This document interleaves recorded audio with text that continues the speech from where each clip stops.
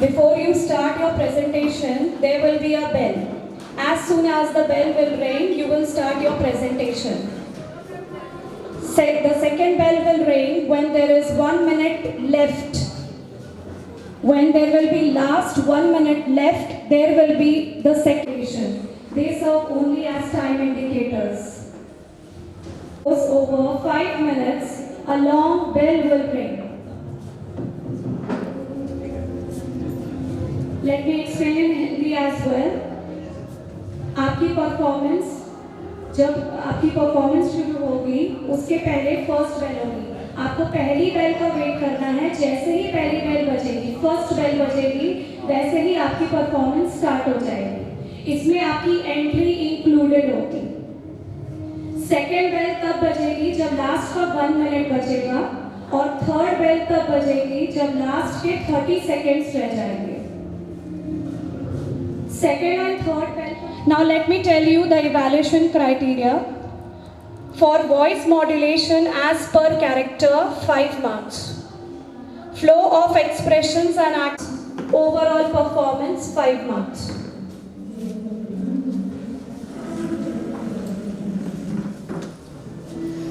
Now I would request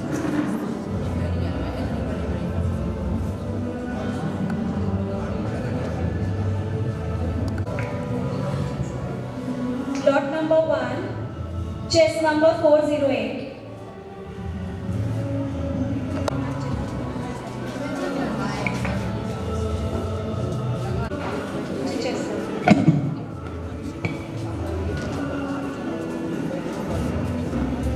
Your entry will be from the back side. ये कहानी है एक एनी नाम की होनहार लड़की की और उसके जीवन में आए बदलाव की. तो आइए देखते हैं एनी की कहानी. माँ, दादी, हे भगवान, क्या हुआ? चिल्ला क्यों रही है? माँ, मुझे कॉलेज से ईमेल आया है कि 1 तारीख से मेरी क्लासेस शुरू होने वाली है. क्या? इतनी जल्दी सब कुछ कैसे होगा? तेरी पूरी तैयारी पड़ी है. धैर्य रखो माँ, मैं सब मैनेज कर लूंगी. आपकी बेटी अब बड़ी हो गई है. तो माँ बेटी अपनी लाल लड़ाओ, मैं तब तक तुम्हारे लिए लड्डू और नमकीन बना देती हूँ. आखिर वो दिन आ ही गया जब मुझे आप लोगों को छोड़कर जाना होगा. अच्छा, मैं चलती हूँ. दादी, अपना ख्याल रखना, और माँ आप भी. वाह, कितना बड़ा कॉलेज है, कितनी बड़ी क्लासेस भी है. हाय, हेलो, मेरा नाम एनी है. क्या हम दोस्त बन सकते हैं? हाँ, क्यों नहीं. आओ बैठो हमारे साथ. एनी, चल कैफे में कॉफी पीकर आते हैं. नहीं नहीं, अभी मेरे 3 लेक्चर बाकी हैं. अरे छोड़ ना पढ़ाई का टेंशन. तू क्या स्कूल में जाने वाली छोटी बच्ची है क्या? ठीक है, तुम लोग इतना कह रहे हो तो चलती हूँ. हेलो दोस्तों, मिलो हमारी नई दोस्त एनी से. आज से ये भी हमारे ग्रुप का हिस्सा है. ग्रुप का हिस्सा तो करो चॉकलेट से हमारी दोस्ती की शुरुआत. तुम्हें पता है इसमें ना मैं ड्रग्स मिलाए हैं. कुछ दिनों बाद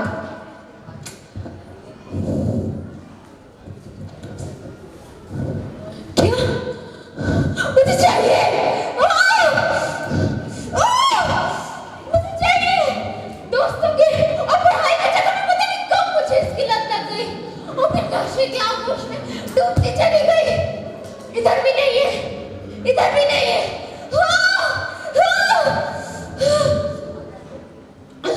रिया, रिया यार, कहीं से तो एक पैकेट का इंतजाम कर. मुझसे नहीं रहा जा रहा. तू समझ रही है ना? क्या 1 घंटे बाद कैफे आना है? ठीक है.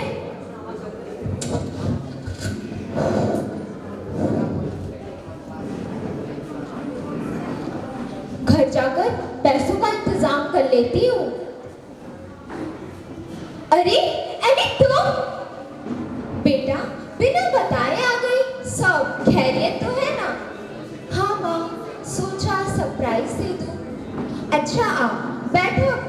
के साथ। मैं तब तक तुम्हारे लिए पानी लाती। दादी दादी प्लीज दादी दादी मुझे पैसों की सख्त जरूरत है। दादी मुझे पैसे दे दीजिए। मेरे पास कोई रुपए पैसे नहीं है। माँ अपनी माँ से जो दिन रात तुझे पैसे भेजती रहती है।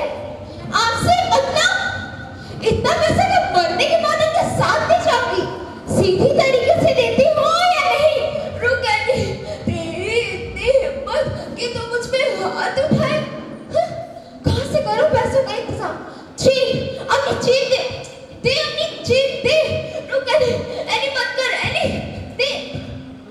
रिया पैसों का बंदोबस्त हो गया है, बस तुम मेरे नशे का बंदोबस्त कर। मेरी हालत कुछ ठीक नहीं है। नशा? मेरी बेटी नशा करती है और इसी कारण तूने अपनी दादी की ये हालत की। मुझे तुझसे उम्मीद नहीं थी। मैं तुझे सुधार गृह भेजूंगी और तेरा इलाज करवाऊंगी। मैं हार नहीं मानूंगी। सुधार गृह जाकर मानो मेरी जिंदगी ही बदल गई हो, नया सवेरा हुआ।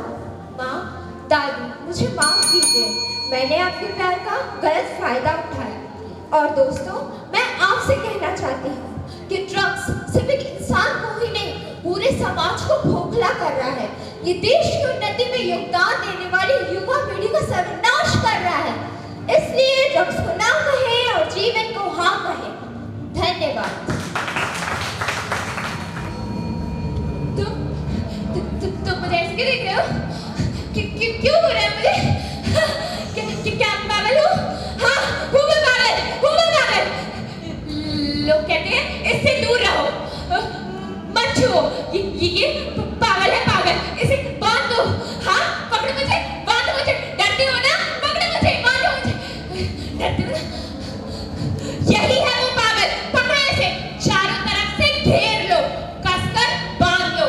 अगर नहीं रोका तो हमारे बच्चों पर हमला कर देगी।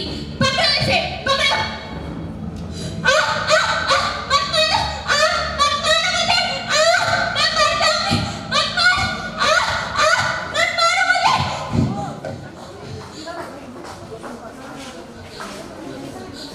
आइए मैं आप सबको अपनी कहानी बताती हूँ। तुम जानते हो जब मैं कॉलेज में थी एक आदमी मुझे चॉकलेट दिया करता था। फिर उसने मुझे फोन गिफ्ट दिया, मुझसे मीठी मीठी बातें करता था। मैं नहीं जानती थी उसके शब्दों में जहर था।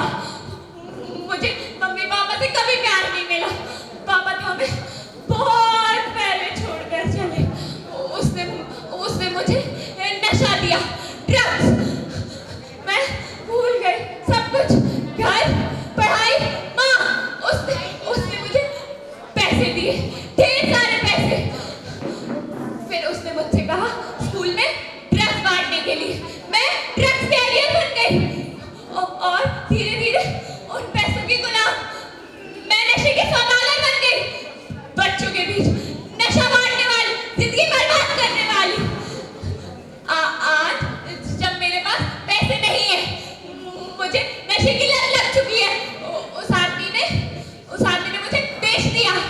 हाँ उसने मुझे बेच डाला। मैंने 2-3 दिन से कुछ नहीं खाया। मुझे कुछ खिलाओगे? रोटी का एक टुकड़ा, मैं बहुत भूखी हूँ। मुझे कुछ खिलाओगे? रोटी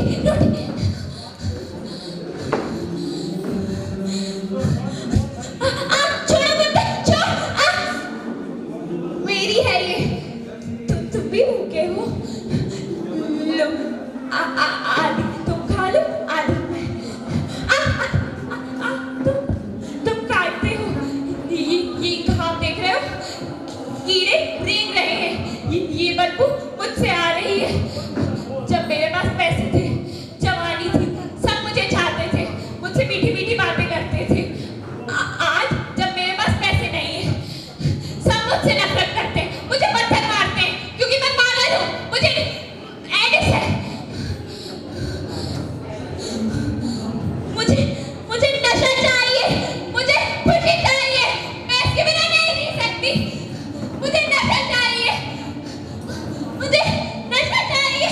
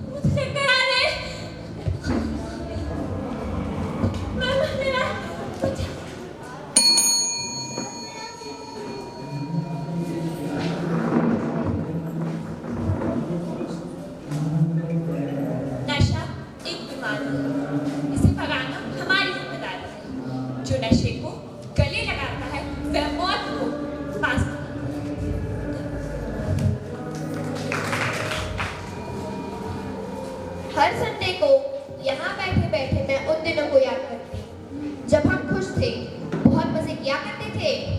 हर सैटरडे को मम्मी, पापा और मैं तीनों लेट उठते और उठने के बाद बिल्डिंग के पार्क में घूमने भी जाते। खूब मजे किया करते थे। और संडे को तो और भी मजा आता जब पापा सुबह उठकर मम्मी से कहते, सुनती हो, आज तुम सिर्फ आराम करो और घर का सारा काम मैं करूँगा। मैं और मम्मी बैठे बैठे सिर्फ यही देखते रहते। हम खूब मजे किया करते थे। धीरे धीरे मम्मी पापा काम में बिजी रहने लग गए। अब संडे उतने मजेदार नहीं होते थे। फिर आई मम्मी पापा की एनिवर्सरी। मम्मी ने घर का सारा काम जल्दी जल्दी कर लिया और पापा भी ऑफिस से जल्दी घर आ गए। मैंने भी खूब मजे किए। केक कटिंग के बाद तो मम्मी पापा का मुंह देखने लायक था। फिर जब सब लोग पार्टी से चले गए तो मम्मी ने पापा से कहा, मुझे लगता है मैं तुम्हारी बीवी नहीं हूँ बल्कि घर की नौकरानी हूँ। तुम्हें तो संडे की भी छुट्टी मिल जाती है पर मेरा क्या? मुझे तो नहीं मिलती। मुझे तो हर वक्त सिर्फ काम काम काम काम काम। इससे पहले कि पापा कुछ कह पाते, मम्मी ने मुझे अपने कमरे में भेज दिया। मैं कमरे में गई और मैंने कमरे का दरवाजा अंदर से बंद कर लिया। अचानक से मम्मी पापा की चिल्लाने की आवाज आने लगी। कभी मम्मी कुछ बोलती, कभी पापा कुछ बोलते, कभी मम्मी चिल्लाती, कभी पापा चिल्लाते। और मैं ये सब सुनती रही और रोती रही। और रोते रोते कब नींद आ गई पता भी नहीं चला।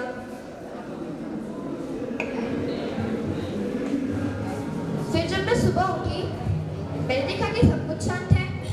पापा भी घर पे नहीं है।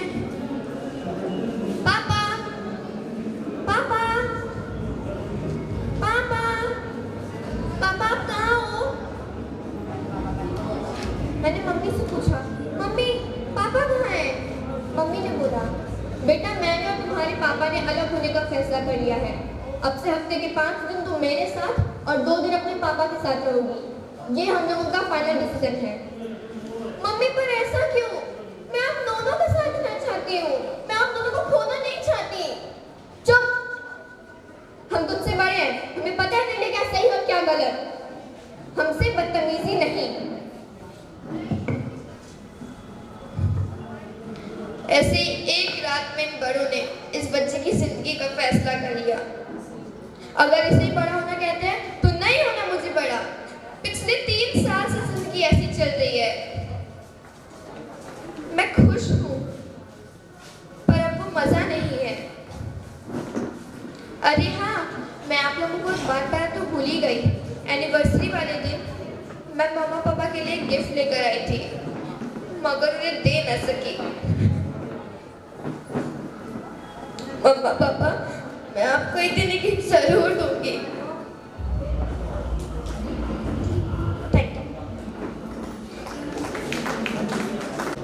Now I would call lot number 4, chess number.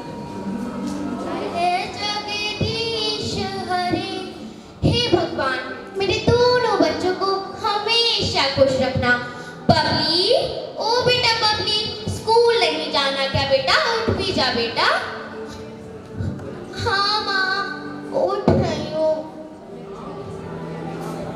माँ मेरा टिफिन दे दो, मुझे ना स्कूल जाना है। अरे अरे पगली, दे रही हूँ, इतनी भी क्या जल्दी है? माँ आपको पता है ना, आज हमारे स्कूल वाले हमें ना रेलवे स्टेशन घुमाने ले जा रहे हैं। अच्छा बेटा, वैसे ये रेलवे स्टेशन कैसी घूमने की जगह होती है? माँ रेलवे स्टेशन पे वो हमें ना रेड रिबन रेल दिखाएंगे।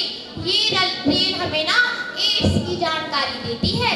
अच्छा बेटा, ले ये तेरा टिफिन, स्कूल से सीधा घर ही आना। हाँ माँ, बाय बेटा। हे भगवान, इस समीर को तो उठाना भूल ही गई। समीर, ओ बेटा समीर, बेटा अब उठ भी जा। माँ मुझे उठा रहा है, माँ को उठा रहा है, माँ को उठा रहा है, माँ को उठा नहीं देना, माँ को उठा नहीं देना, वो उठा रहा है माँ। अरे बेटा, ये तो कैसी बहकी बातें कर रहा है बेटा? मैं हूं ना तेरे साथ। बेटा तू आराम कर। हे भगवान, ये मेरे समीर को क्या हो गया? पहले तो उसने ऐसा कभी नहीं किया। माँ मैं स्कूल से आ गई। माँ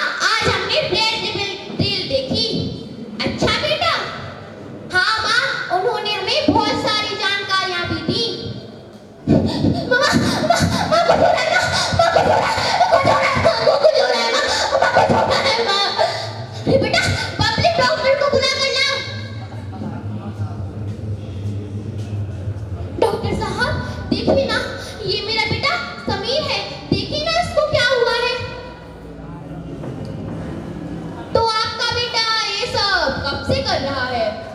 डॉक्टर साहब 2-3 दिन हो गए ऐसे करता है, पता नहीं इसको क्या हो गया है।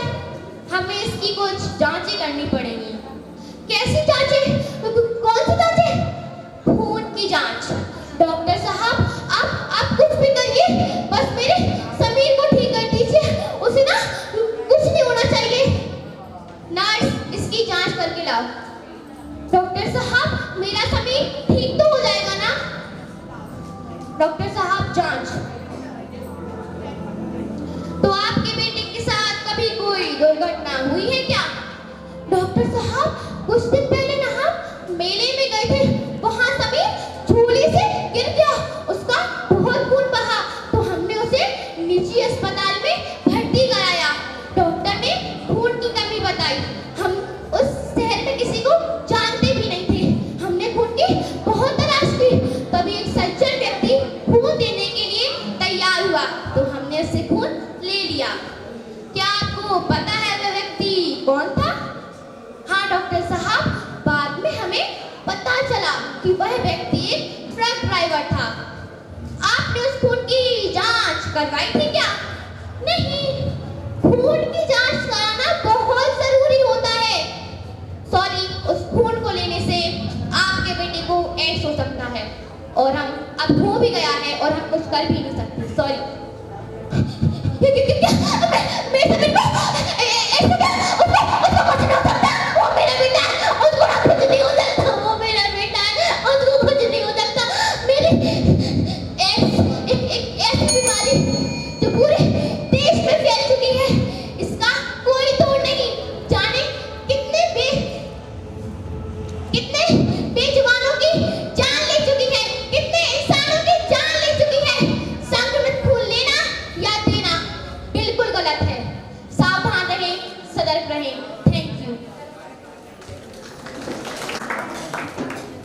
Now I would call lot number 5, chest number 327.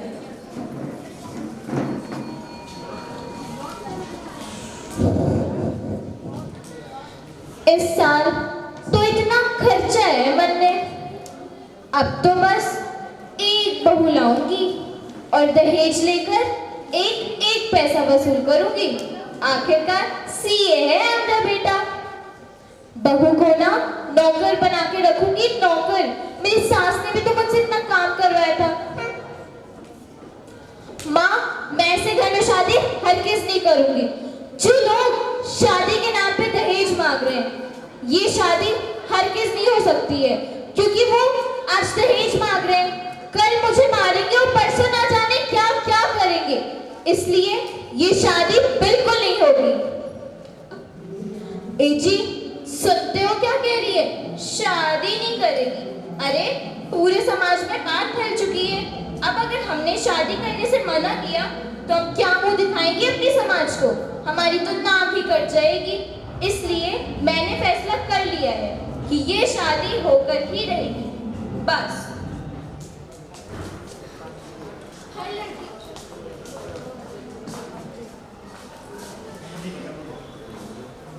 माँ, ये शादी बिल्कुल भी नहीं होगी।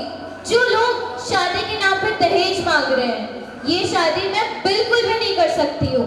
वो आज दहेज मांग रहे हैं, कल मुझे मारेंगे और परसों न जाने क्या क्या करेंगे। इसलिए ये शादी बिल्कुल भी नहीं होगी। ए जी, सुनते हो क्या कह रही है? शादी नहीं करेगी? अरे पूरे समाज में बात फैल चुकी है। अब अगर हमने शादी करने से मना किया तो हम क्या मुंह दिखाएंगे अपना समाज को? हमारी तो नाक ही कट जाएगी। इसलिए मैंने फैसला ले लिया है कि ये शादी होकर ही रहेगी, बस। हर लड़की की जिंदगी में एक मोड़ आता है जब उसे अपना जीवन जीने के लिए इस समाज की इजाजत की जरूरत होती है। क्या हमारे कोई सपने नहीं? हमारा जीवन नहीं? या तो लड़की को पैदा होने से पहले ही उसे कोख में मार दिया जाता है, और अगर किसी तरह लड़की बच गई तो ये समाज उस पर अत्याचार कर करके उसे धीरे धीरे मारता है। आइए एक ऐसी कहानी देखते हैं जिसे आप सब देखते हैं। सुनते हैं, समझते भी हैं, लेकिन उसके खिलाफ कोई आवाज नहीं उठाता। मम्मी, मैं ना शनाया के साथ पार्टी में जा रही हूँ, आने में ना मुझे सिर्फ थोड़ी सी देरी हो जाएगी, ठीक है? हाय शनाया, देख मेरी ड्रेस कैसी लग रही है? पता है मनीष मल्होत्रा का डिजाइन है, उन्होंने ना मुझे 20,000 की ड्रेस 10,000 में दे दी। शनाया, ये लड़के हमें ऐसे क्यों घूर रहे हैं? मुझे घबराहट सी हो रही है। चल यहाँ से चलते हैं। ओए फुलझड़ियों, कहाँ चली? अरे हमें भी लेते चलो यार, इतनी भी क्या जल्दी है? हमारा रास्ता छोड़ दो वरना बिल्कुल भी अच्छा नहीं होगा। ये क्या कर रहे हो तुम? नहीं, नहीं, मुझे छोड़ दो, मुझे जाने दो। मैंने तुम्हारा क्या बिगाड़ा है? प्लीज मुझे छोड़ दो, प्लीज मुझे छोड़ दो।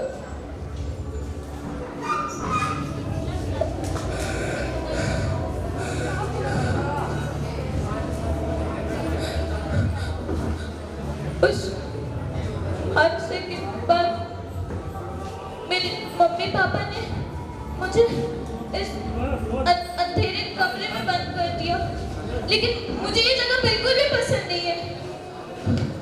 आखिर क्या गलती थी मेरी? सबको यही लगता है कि गलती उनकी नहीं, मेरी थी। क्योंकि मैं ना घर से 8 बजे निकली थी और हाँ, मैंने ना एक स्कर्ट भी पहनी थी। शायद सब सही कहते हैं, गलती उनकी नहीं, मेरी थी। यही सोच है ना इस समाज की। अगर कोई लड़की छोटे कपड़े पहनती है तो उससे भारतीय संस्कृति पूछी जाती है, और जब लड़के दिन दहाड़े लड़कियों को सड़कों पर छेड़ते हैं तब कहाँ जाती है ये भारतीय संस्कृति? अरे जब औरतों को दहेज के नाम पर उनके ससुराल में मारा जाता है, पीटा जाता है, अत्याचार किए जाते हैं, तब कहाँ जाती है ये भारतीय संस्कृति? तब क्यों सबके चेहरे झुक जाते हैं? अरे जिस देश में माँ लक्ष्मी, माँ वैष्णो और माँ सरस्वती की पूजा की जाती है, उस देश में नारियों पे अत्याचार क्यों? आज उन दरिंदों के स्वार्थ से मुझसे मेरा जीवन छीन लिया। आगे क्या दोष था मेरा? यही ना कि मैं एक औरत हूँ और मुझे जीने का कोई हक नहीं है ना? अगर आज भी ये समाज चुप रहा ना, तो कल किसी और के अन्याय से तरह जीगेगी, और उस वक्त तुम सबके कानों में मेरी चीख गूंजेगी, और उस वक्त तुम सबको ये एहसास होगा कि खामोश रहना भी एक गुनाह होता है, एक गुनाह होता है। और मैं उस गुनाह की पहली गवाह होंगी, पहली गवाह। Thank you. कहाँ है तू? चल के खेतों में काम करा मेरे साथ, चल जल्दी। अरे वाह, आ रही हूँ ना मैं, करा दूंगी मैं सारा काम। और क्या पता सारा काम हो जाए तो ठाकुर साहब भी बोले, रिंकी बेटा काम बड़ा अच्छा करती। माँ आ रहे हैं हम, रुको। देख राहुल बेटा, ये सारे हमारे खेत हैं और यहाँ ये नीची जात वाले काम कर रहे हैं, तो गलती से भी इन्हें मत छूना, ठीक है? हाँ बाबूजी, इन्हें तो मैं नहीं छूऊंगा, लेकिन इससे तो मैं नहीं छोड़ूंगा। अरे माँ जल्दी चलो ना, काम नहीं करा। कौन हो तुम? कौन हो तुम ठाकुर साहब के लड़के हो ना? रुको। ऊंची जानते हो तो कुछ भी करोगे?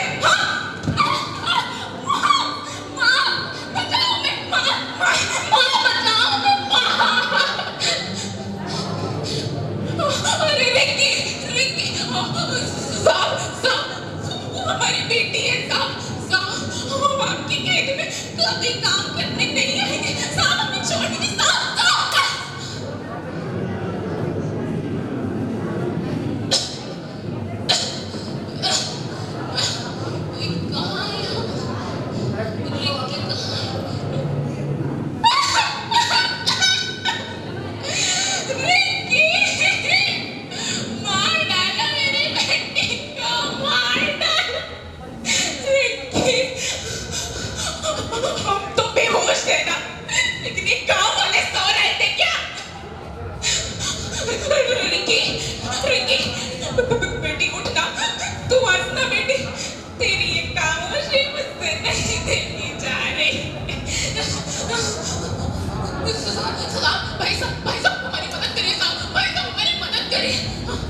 बहन जी हमारी मदद करो बहन जी, कोई तो हमारी मदद करो।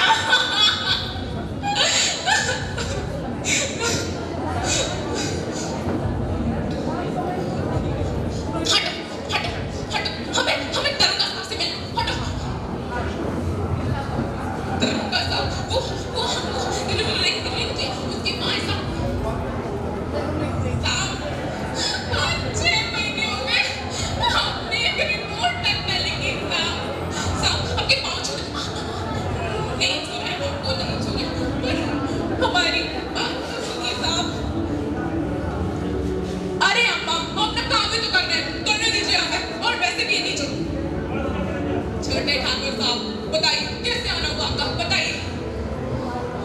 अरे साहब मैं तो खुद अपनी सुनवाई के लिए आया, लेकिन मेरी सुनवाई में लिखिए साहब वो लड़की वो रिंकी, हाँ साहब वो खुद मेरे पीछे आ रही थी, और आप तो जानते हैं ये छोटी जात वाले कैसे होते हैं, इन्हें थोड़ी सी इज्जत दे दो फट चढ़ जाते हैं।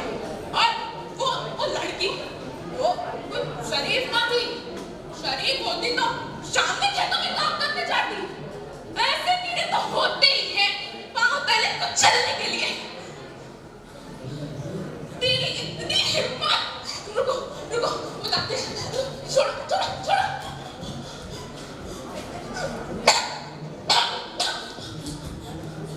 मेरा मतलब पूरा हुआ, मेरी जिंदगी भी ऐसे ही तड़प रही थी जैसे ये तड़प रहा है। हाथ बांधोगे मेरा, जेल लेके जाओगे, ले जाओगे। न्याय चाहिए था हमें, बदला नहीं। रिंकी तेरी माँ खूनी नहीं है, खूनी नहीं है। हमें लगा कि हम उस ठाकुर के लड़के को मारेंगे तो हमें शांति मिलेगी और रिंकी की आत्मा को शांति मिल जाएगी, पर ये हम क्या बन गए हैं, क्रूर जाति का एक और शिकार। ये जहर जो प्यार को नफरत और इंसान को राक्षस बना देता है। अब एहसास हुआ हमें असली हत्यारा वो ठाकुर का लड़का नहीं था, ये व्यवस्था थी, ये व्यवस्था जिसने इंसान को ऊंचा नीचा पवित्र अपवित्र समझकर दिखाया। काश हम न्याय के लिए लड़ते, इस समाज से न डरते, समाज किसी का सगा नहीं है। काश हम न्याय के लिए लड़ते।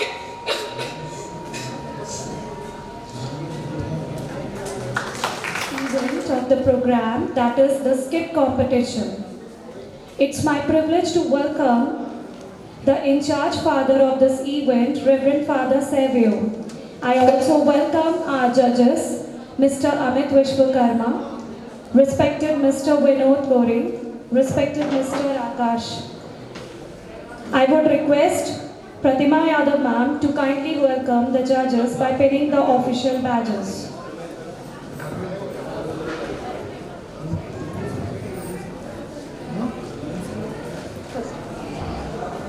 Kindly pay attention.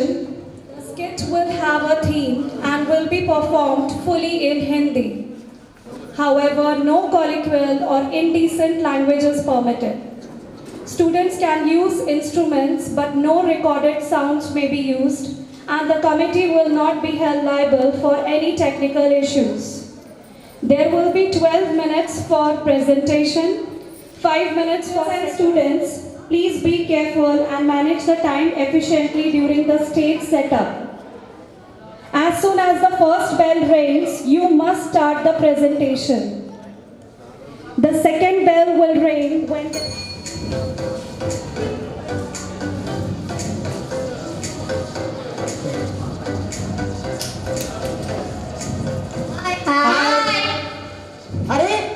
अरे देखो, किसी प्रतिभाशाली व्यक्ति की तरह लिख रहा है।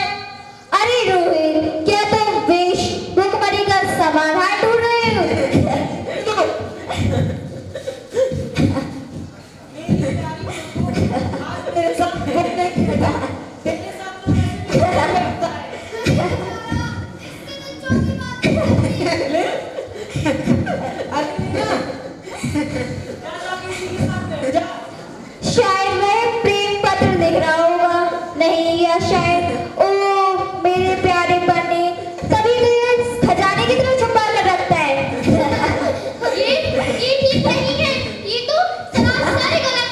ये सब क्या है?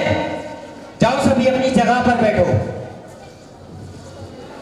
ये हंसी ठिठोरी किस बात की थी? याद रखो, हंसी वो नहीं जो किसी को रुला दे। आगे से याद रखिएगा, ऐसा ना हो। तो चलिए अब हम अपनी पढ़ाई शुरू करते हैं। आज हम निबंध के बारे में जानेंगे। जोर से पढ़ने से हमारा आत्मविश्वास बढ़ता है। तो अर्जुन, पहले तुम आओ।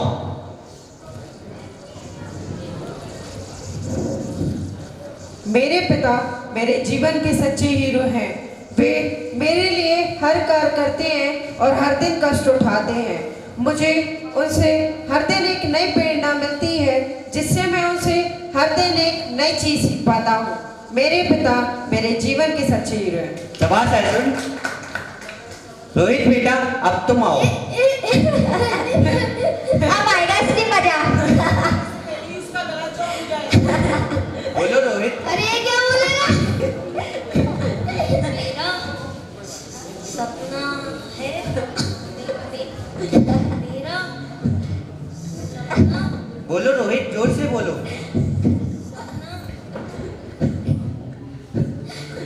कोई बात नहीं रोहित बेटा, आगे से अच्छा प्रयास करना। जाओ जाके अपनी जगह पर बैठो।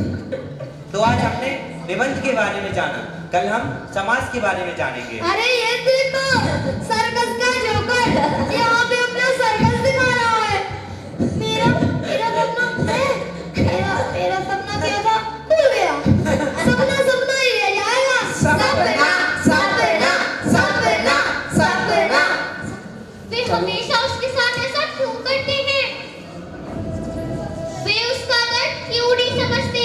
क्या किसी की चुप्पी भी अब मजाक बन गई है?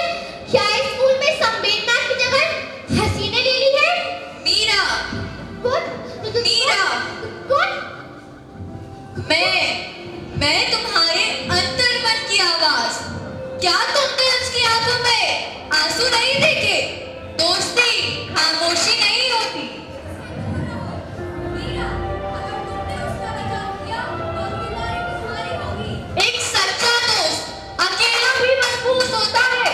लेकिन अगर वे मेरा मजाक उड़ाए तो क्या होगा? अगर मैं अपने दोस्तों को खो दूं तो क्या होगा? तो अगली रोहित तुम बनोगी, अकेली हंसी का बात। जब तुम बनोगी उसकी वजह कि वह टूटेगा नहीं। फैसला करो मीरा, भय या करुणा? फैसला करो मीरा, भय या करुणा? बोलो मीरा, बोलो। भय या करुणा? भय या करुणा? भय या करुणा? जाओ यहाँ से, जाओ यहाँ से, जाओ।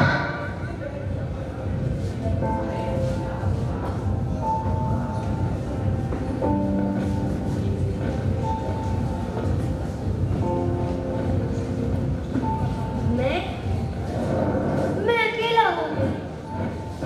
मेरा कोई दोस्त नहीं है। अब मैं क्या करूँ? तुम अकेले नहीं हो रोहित, तुम्हें लड़ना चाहिए। तुम अर्जुन के खिलाफ लड़ सकते हो। तुम कर सकते हो रोहित, तुम कर सकते हो। तुम्हारे साथ ऐसा ही होगा, कोई तुम्हारी परवाह नहीं करता। अगर तुम कोशिश करोगे तो असफल हो जाओगे। तुम भी चले जाओगे, फिर चले जाओगे। बस करो। क्यों आती हो मेरी तरफ? कभी कहते हो डर मत और कभी कहते हो हार जाओ। तुम कमजोर हो। तुम्हारे अंदर कोई आत्मविश्वास मुझे तो समझ में नहीं आता कौन सही है और कौन गलत। तुम्हें आत्मविश्वास चाहिए। नहीं, तुम मुझ पर विश्वास करो, तुमसे कुछ नहीं हो सकता। उसकी बात मत सुनो, तुम कर सकते हो रोहित, नहीं, तुम कुछ नहीं कर सकते। तुम कर सकते हो। रोहित, रोहित, यहाँ क्यों सो रहे हो? पापा, मेरा कोई दोस्त नहीं है। सब मुझे चिढ़ाते हैं। बेटा, लोग तो कहेंगे, पर तुम्हें अपने अंदर आत्मविश्वास लाना पापा होगा। आप समझ नहीं रहे हैं। ये तो रोजाना जंगल लेके जाता है, लेकिन मेरी दुश्मन भी ऐसी है। लोग तो हंसेंगे, टोकेंगे, गिराने की कोशिश करेंगे। याद रखो, जो मन से आ जाता है वह आ जाता है, लेकिन तुम्हारा आत्मविश्वास वही तुम्हारी ढाल है, वही तुम्हारी असली पहचान है। याद रखो, सूरज पर भी लोग आंखें नहीं उठा पाते क्योंकि वह चमकता है। तुम भी अपनी रोशनी बढ़ाओ ताकि हंसने वाले खुद ब खुद चुप हो जाए। बेटा, ये आंसू नहीं, ये हौसले बहाने का वक्त है, क्योंकि जो खुद से जीत गया उसे कोई नहीं हरा सकता। बेटा, आज जो हुआ सो हुआ, उसे भूल जाओ। चलो और चलकर सो जाओ।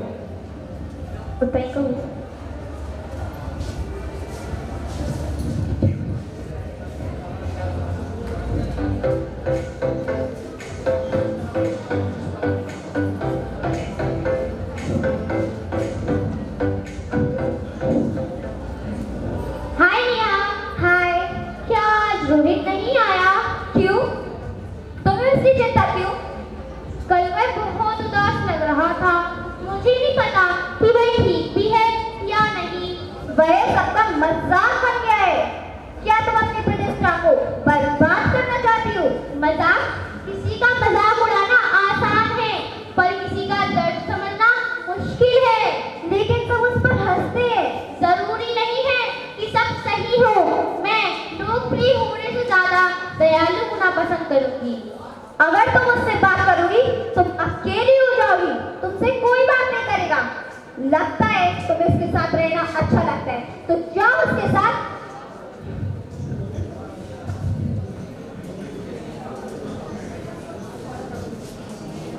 हाय रोहित, अब तुम यहाँ क्यों आई हो? रोहित, मैं तुम्हारा दर्द समझ सकती हूँ और मैं किसी का दर्द नजरअंदाज भी नहीं कर सकती। अरे रोहित, ये तुम क्या लिख रहे हो? क्या मैं इसको पढ़ सकती हूँ? पर आज से सीधे नहीं पूछा। लो। अरे रोहित, क्या तुम कविता भी लिखते हो? अरे इसमें तो कविता लिखी हुई है। थक गया हूँ जीवन की राहों में चलकर, सपनों के शहर में खुद को खोकर। कोई तो हो जो मेरा हाल समझे, इन सोनी आंखों के सवाल समझे। हर मुस्कान के पीछे दर्द छिपा है, हर खामोशी में तूफान छिपा है, पर फिर भी उम्मीद की लौ जलती है। शायद कल कोई दुआ पलटती है। रोहित, तुम्हारे शब्द बहुत सुंदर है, लेकिन याद रखना कोई तुमसे कभी छीन ना ले। अच्छा रोहित, मैं अभी आती हूँ। अरे देखो, अरे रोहित, आज ये बहुत खुश दिख रहा है। इसकी खुशी का राज इसके सपनों को पंख देते हैं।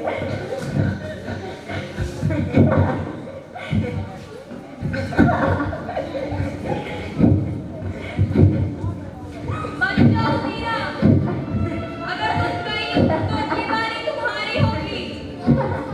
इसकी आवाज मीरा, तुम्हें जाना होगा, रोहित को बचाना होगा। तुमने परिस्थिति में साथ दिया, तो इस वक्त क्यों नहीं? जाओ मीरा, बचाओ रोहित को। जाओ मीरा, जाओ। बस बहुत हुआ। तुम लोगों के लिए मजाक एक आम बात है, पर मेरे लिए नहीं। कभी सोचा है कि उस पे एक छाव बीतती है, वही अंदर ही अंदर टूट गया है, अंदर ही अंदर डूब गया है। अब तो उसका विश्वास भी खत्म हो चुका है। अब तो बस करो तुम लोग। बहुत बढ़िया मीरा, तुमने सही कहा। मैं भी कुछ दिनों से देख रहा हूँ कैसे ये लोग उसे परेशान कर रहे हैं। क्रूरता, हंसी की रूप में भी क्रूरता ही है। साथियों का दबाव एक परछाई की तरह होता है। यह तभी बढ़ता है जब हम अंधकार में खड़े होते हैं। प्रकाश में कदम रखिए और दयालुता को चुनिए। रोहित, हमें माफ कर दो। रोहित, मुझे माफ कर दो, मुझसे गलती हो गई।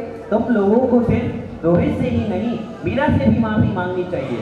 वह हमेशा रोहित के साथ खड़े रहने की कोशिश करती थी, लेकिन उसे भय था कि वह अपने दोस्तों को खो ना दे। अब चलो और मीरा से माफी मांगो। मीरा, हमें माफ कर दो। रोहित, आज से हम सब दोस्त हैं। अब हम तुम्हें कभी परेशान नहीं करेंगे। बच्चों, दोस्ती, करुणा और साहस हर दिल में रोशनी लाते हैं। हर दिन एक परछाई की तरह है। यह कभी करता है जब हम इसे बढ़ने देते हैं, लेकिन दोस्ती करना और साहस हर दिल में रोशनी लाते हैं। कभी कभी बदलाव एक साहस से शुरू होता है। याद रखिए, हिम्मत वही है जो हमें गिरकर भी उठना सिखाए, और आत्मविश्वास वही जो अपने आप पर भरोसा दिलाए।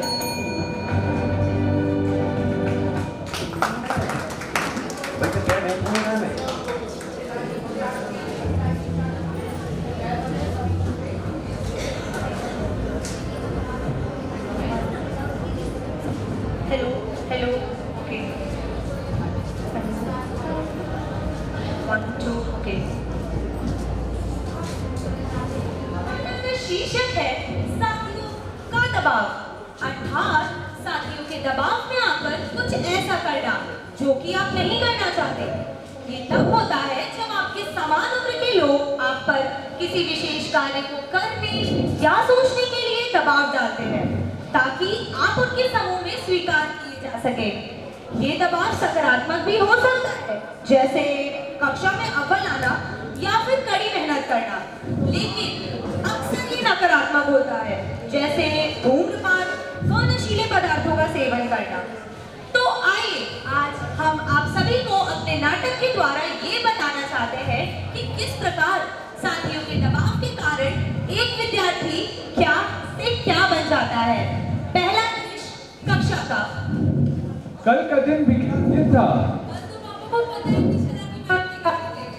सर, आज फिर गाड़ी ले आना, आज मूवी चलते हैं। अरे आज तो मैं डिस्को जा रहा था, मूवी क्यों?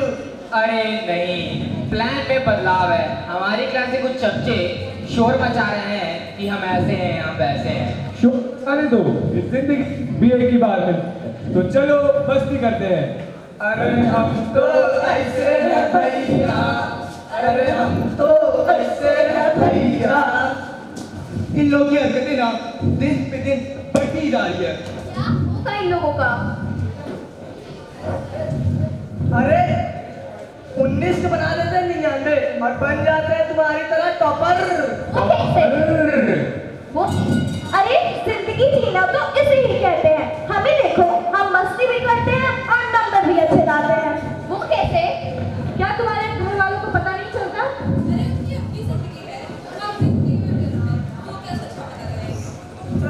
चलो चलो चलो, भाई सच बता, मुझे इन लोग की बहुत चिंता होती है, ना जाने इनका क्या होगा।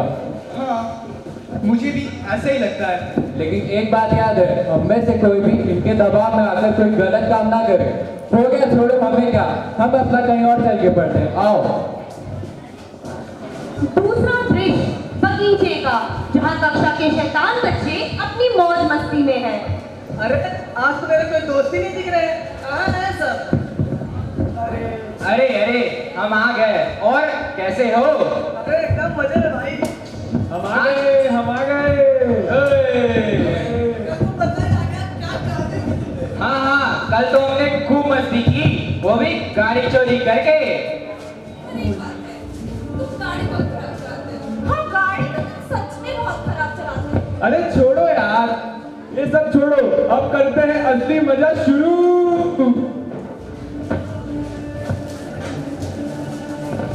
ओ भाई पियो इसे। आओ लाओ, देखते हैं क्या है। ये क्या करूं तुम लोग? और ये क्या है? ये तुम लोग को शर्म नहीं आती? ना खुद पढ़ते हो, ना हम जैसे लोग को पढ़ने देते हो। पढ़ना है बाबू को, बाबू पढ़ना है, इसे कोई परेशान नहीं करेगा।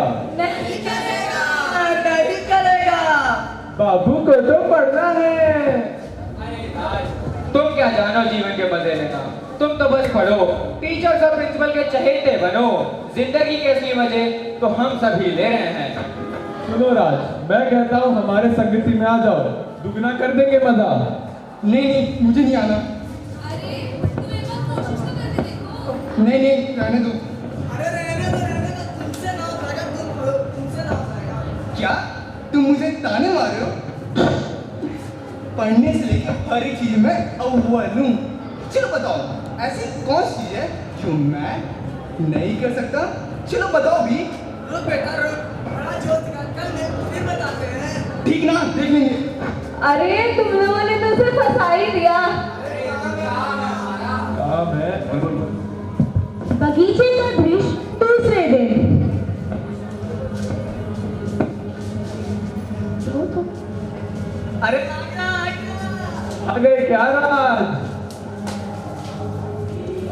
भाई राज आ गए। क्यों बुलाया मुझे?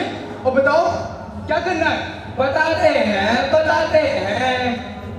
ये लो राज, पियो इसे। क्या है ये? पियो तो सही। सी, इसे बहुत गंदी गंदा है। मैं इसको बिल्कुल भी नहीं पीऊंगा, बिल्कुल भी नहीं। अरे राज, तुमने तो कहा था तुम सब कुछ कर सकते हो। अब क्या हुआ? ये करके दिखाओ। मैं ये नहीं कर सकता, मुझे घर जाने दो। हम देखते हैं कैसे करोगे। पकड़ो इसे। जहाँ चले जाए वही रात है गुजार, जहाँ चार यार आखिर हमने इसे फंसा ही लिया।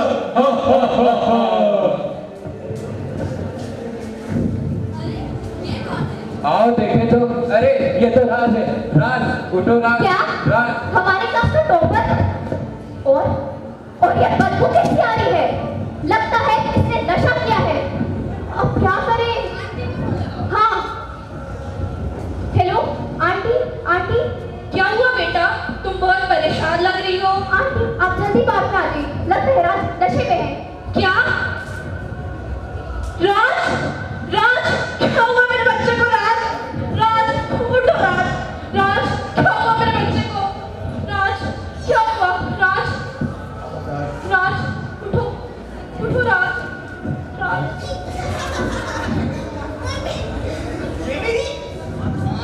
राज,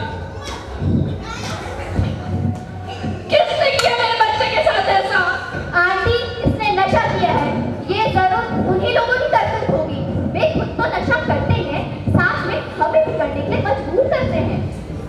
जी आंटी, मैंने कल राज को उन लोगों के साथ देखा था। वे जरूर इसे गुमराह कर रहे होंगे। हाँ, मेरा बच्चा तो कभी ऐसा नहीं था। हे भगवान, अब मैं क्या करूंगी? इसके तो पिता भी नहीं है। मैंने इसे अकेले ही पाला है। और आज आप परेशान मत होइए ना, मैं क्या रखूंगा। हे भगवान, अब कौन मेरी मदद करेगा? आंटी आप परेशान मत होइए, हमारी स्कूल की सलाहकार और मैडम आपकी मदद करेगी। आप करिए तो मैं बात करवाऊं क्या? जी आंटी, राज की सहायता हम सभी करेंगे। वे अक्सर पढ़ाई में हमारी मदद करता आया है। किसी की सहायता क्या होती? मैं अपना ख्याल खुद रख सकता हूं। राज, उठो राज, अभी तो होश में नहीं हो। आओ। मुझे अब जाके जिंदगी का मजा उठाने का पता चला है। मीनू, तुम मैडम को फोन करो और उन्हें कल सुबह ही यहाँ बुलाओ। तब तक हम इसे घर लेके जाते हैं। मीनू, आओ राज। फोन लगाओ। हेलो, नमस्ते मैडम, मैं मीनू बोल रही हूँ। मुझे आपसे एक गंभीर विषय में बात करना है, वो भी राज के विषय में। हाँ मीनू, बोलो, क्या हुआ राज को? क्या आप उसकी मदद करेंगे? वो नशे में है। हाँ, मैं उसकी मदद जरूर करूंगी। जी। तीसरा दृश्य प्रधानाचार्य के दफ्तर का। विद्यालय सलाहकार को अंदर भेजा जाए। नमस्ते मैडम। नमस्ते नमस्ते। मैडम, आपने राज के विषय में तो सुना ही होगा। जी मैडम, मैंने सुना और ये जानकर मुझे बहुत दुख भी हुआ। मैडम, आप हमारे विद्यालय के सलाहकार हैं। क्या आप राज के विषय में हमारी सहायता करेंगी? जी मैडम, जरूर मैं करूंगी। तब देरी नहीं करते हैं, उसके घर चलते हैं। चलिए मैडम। चौथा दृश्य राज के घर का।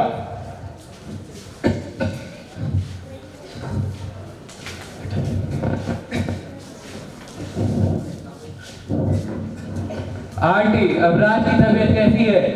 राज, बेटा उठो। देखो तुम्हारे सच्चे दोस्त आए हैं। राज, राज, राज। हे भगवान, ये क्या हुआ राज को? लगता है ये सब ड्रग्स की ओवरडोज की वजह से ही हो रहा है। आइए, नमस्ते नमस्ते नमस्ते। सबसे पहले तो मैं उन बच्चों को अपने साथ लाई हूँ जिन्होंने राज को नशा करने पर मजबूर किया है। ये देखो राज की हालत। क्यों किया तुम लोगों ने ऐसा? आखिर क्या बिगाड़ा था मेरे बच्चे ने तुम्हारा? आप धीरे चलिए, मैं इन्हें सबक सिखाऊंगी। चलो, अब तो राज से माफी मांगो। राज, हमें माफ कर दो। राज, हमें माफ कर दो। तुम लोगों ने, आज तुम जैसे साथियों के दबाव के कारण ही इसकी ये हालत हुई है। यही अगर तुम लोगों का दबाव सकारात्मक होता तो शायद आज ये हम सभी को अपना सर्वश्रेष्ठ प्रदर्शन करके दिखाता। लेकिन तुम लोगों का दबाव तो गलत था, जो कि उसे नकारात्मकता की ओर ले गया। तुम लोगों के इसी गलत दबाव के कारण उसने गलत फैसला लिया, जिसके कारण वह नशे की ओर चला गया। बेटा राज, जीवन में एक बात का ध्यान हमेशा रखो, मित्र ऐसे बनाओ जिनके मूल्य और विश्वास एक जैसे हो। अगर हमारे साथ कोई और भी ना कह रहा हो तो ना कहने में आसानी होती है।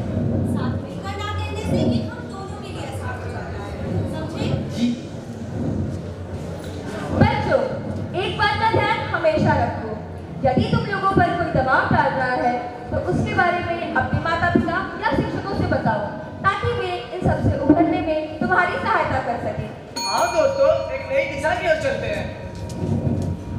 बचपन की गलतियों से छुटकारा पाना है। बचपन की गलतियों से छुटकारा पाना है। यह हरकतें जीवन भर हमारा साथ नहीं छोड़ेगी। यह हरकतें जीवन भर हमारा साथ नहीं छोड़ेगी। जीवन पर हमको है आगे बढ़ते जाना, हर मुश्किल से लड़ना है और जीत का बिल्कुल बताना। जीवन पर धन्यवाद।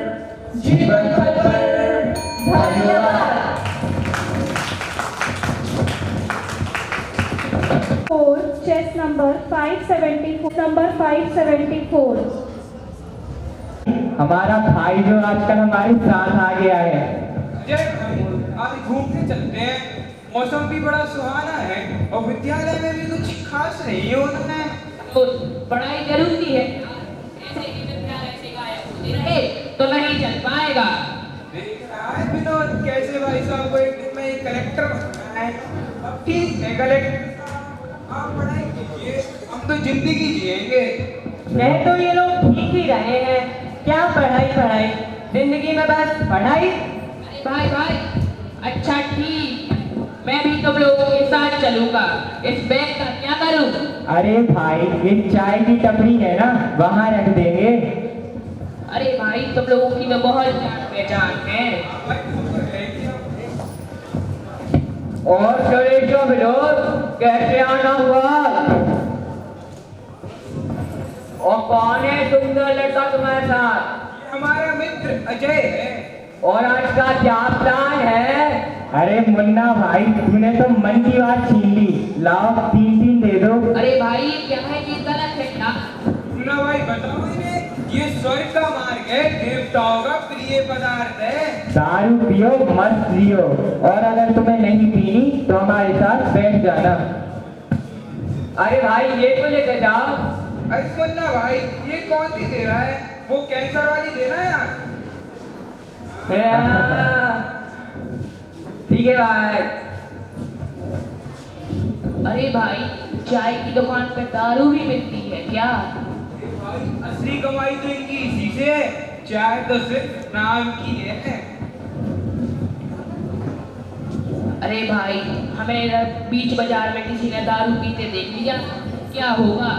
भाई तुम सही कहते हो, एक काम करते हैं, थोड़ा सुनसान जगह पे बैठते हैं, वहाँ पर कोई नहीं दिखेगा भाई। चलो भाई।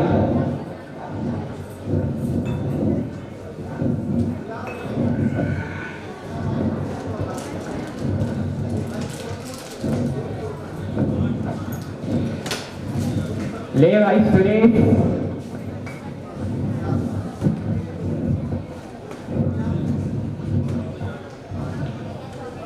विनोद भाई, क्या बढ़िया चीज लाई है तूने। आज तो मजा ही आ गया भाई, आज तो मजा ही आ गया भाई। अजय भाई, तू भी लेगा क्या थोड़ी? भाई थोड़ी ले ले। अरे भाई ठीक है तो देख, मजा आएगा। अरे भाई, तुम इतना कहते हो तो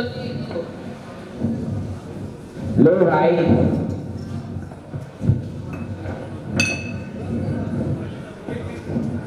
अरे भाई, ये तो बहुत कड़वी है भाई, ये मैं नहीं पीऊंगा, बहुत कड़वी है। भाई पहली बार सबको लगती है, एक काम कर, तू थोड़ा नमकीन खा ले और पी जा यार। भाई कहा था ना स्वर्ग का मार्ग है, मजा आ रहा है ना? हाँ भाई, मजा तो आ ही रहा है, लेकिन मेरा सिर तो भाई होता है भाई, मजा आ रहा है ना भाई। बस इस तरह एक होनहार छात्र अपने मित्रों के दबाव में आकर जिंदगी जीना प्रारंभ करता है। अरे भाई या यूं करें, भाई मिस्टेक, अपनी जिंदगी बर्बाद करना प्रारंभ करता है। चल भाई। अरे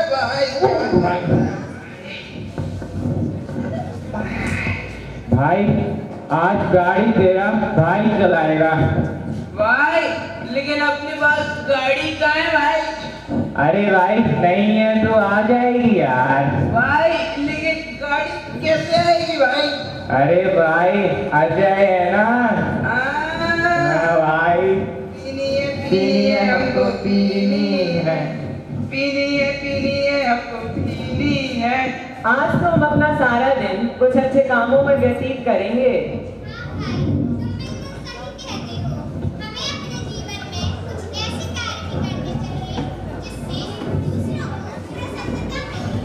तुम लोग क्या फालतू की बातें कर रहे हो? समाज सेवा ये सब फालतू की बातें हैं। चलो पार्टी करने चलते हैं, मस्त शराब और शबाब दोनों होंगे। सुनीता तो सही कह रही हो, ये सब बुढ़ापे के कारण है। अभी हमारे मस्ती करने की है। मस्त रहो मस्ती में, आग लगे बस्ती में। अच्छे कार्य करने की कोई उम्र नहीं होती।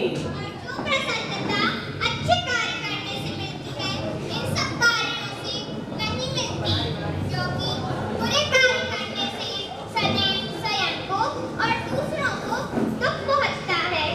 सांसारिक प्रसन्नता क्षणिक है, परंतु आंतरिक प्रसन्नता जीवन भर हमारे साथ रहती है। इसलिए हमें हमेशा ऐसे कार्य करने चाहिए जिससे ना सिर्फ हमें बल्कि दूसरों को भी प्रसन्नता मिले। और वैसे भी शराब से भला किसी का भला हुआ है आज तक? तुम लोग अपना प्रवचन बंद करो, हमें बस सिखाओ क्या करना है और क्या नहीं। हम तो चलो बहन चलते हैं। कपिल और रेखा अच्छे कार्य करते हैं, जैसे भूखे को खाना खिलाना, रोगी को दवाई देना, वृक्षारोपण करने, और यह कार्य देखकर और भी लोग शामिल हो जाते हैं। आजकल लोग हर जगह गंदगी फैला देते हैं, स्वच्छता का तो ख्याल ही नहीं है किसी को।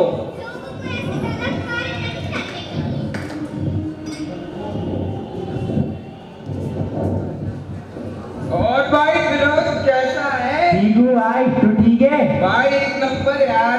अरे सुरेश भाई अजय को भी तो बुलाओ, वो भी तो हमारा दोस्त है। हाँ भाई तुम कहते हो तो अभी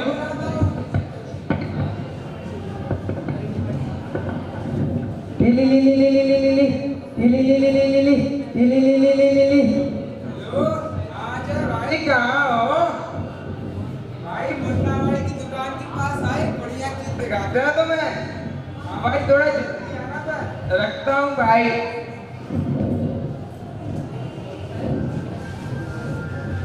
अरे अजय भाई, अरे भाई आओ भाई बैठो। अरे भाई ये क्या है? ये गलत है यार। भाई ये गलत नहीं, व्यापार है व्यापार। अरे भाई तुम लोग दूसरे को व्यापार कहते हो, ये तो गलत है। अरे भाई यही तो है पैसे कमाने का आसान तरीका, खेल के तो देख। भाई इसी से रातों रात करोड़पति बनते हैं। इस तरह अजय के दोस्त उसे बिगाड़ने लगते हैं और उसे जूत की लत लगा देते हैं। आरंभ में अजय जीतता है, लेकिन जब हारता है तो पैसे चुकाने के लिए चोरी करना प्रारंभ करता है। अरे भाई तुम तो कहते थे कि इससे करोड़पति बनते हैं, मेरे तो सारे पैसे चले गए यार। भाई क्या करूं? भाई खेल में तो हार जीत होती रहती है। आज हारा है तो कल जीत जाएगा। इतना तो चलता है भाई। ठीक है भाई, कल फिर आना। चल भाई चलते हैं। भाई आज तो बढ़िया कमाई हो गई, ये ले रख।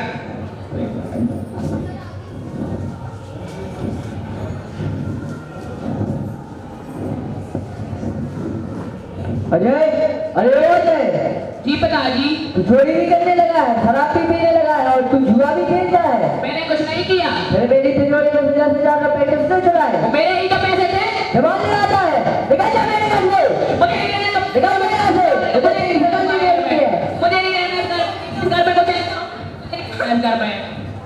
वहीं दूसरी ओर कपिल और रेखा अच्छे कार्य करते हैं, इसलिए वह सरकार द्वारा पुरस्कारित किए जाते हैं। तो आज हमारे साथ हैं कपिल जी और रेखा जी, जिन्होंने हमारे समाज के लिए बहुत उत्कृष्ट कार्य किए हैं। तो कपिल जी, आप क्या कहना चाहेंगे? मित्र ही तो हैं जो हमें बनाते और बिगाड़ते हैं। विवेक और जीवन हमारा है, हमें उसका सोच समझकर उपयोग करना चाहिए। अगर हम अच्छे दोस्त बनाते हैं, अच्छी संगति करते हैं, तो हमारा जीवन फूलों की तरह महकता है। कलाम और कसाब, गांधी और गोडसे, यह हमारे अंदर है। हमारी संगति इन्हें बाहर लाती है। अच्छी संगति वही है जो हमें हमारी मंजिल तक पहुंचाए, ना कि हमें हमारी राह से भटकाए। मित्रता तो कृष्ण और सुदामा जैसी होनी चाहिए, जो सुख और दुख में एक दूसरे का साथ दे, क्योंकि एक सच्चा मित्र वही होता है जो हमें हमारी असफलता पर सहारा दे और हमें हमारे लक्ष्य को प्राप्त करने के लिए प्रोत्साहित करे। वाह, क्या उत्तम विचार है। अगर हमारे देश के सभी युवा आपके जैसे सोचने लगे तो हमारे देश को विश्व गुरु बनने से कोई नहीं रोक सकता। अजय और विनोद की दोस्त गलत काम करते हुए पकड़े जाते हैं और पुलिस उनके माता पिता को बुलाती है। पहले तो सिर्फ लड़के शराब और नशे में पड़ते थे, आजकल लड़कियां भी हमें अच्छे कार्यों के लिए लड़कों की बराबरी करती थी, ना कि गलत कामों में। साहब, अब क्या कर दिया इस नालायक ने?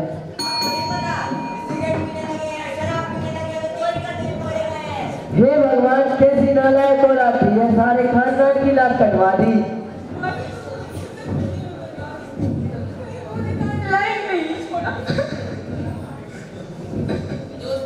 हमने गलत संगति में रहकर अपना जीवन पूरी तरह बेकार किया और अब हम उस जगह आ चुके हैं जहाँ से वापस निकल पाना अब हमारे हाथ में नहीं है। हम सभी नशे और चोरी जैसी गलत आदत के अधीन हो गए, जिसे छोड़ना अब हमारे बस में नहीं। काश हमने हमारे गुरुओं और अच्छे मित्रों की बात मान ली होती तो आज ये सब नहीं देखना पड़ता।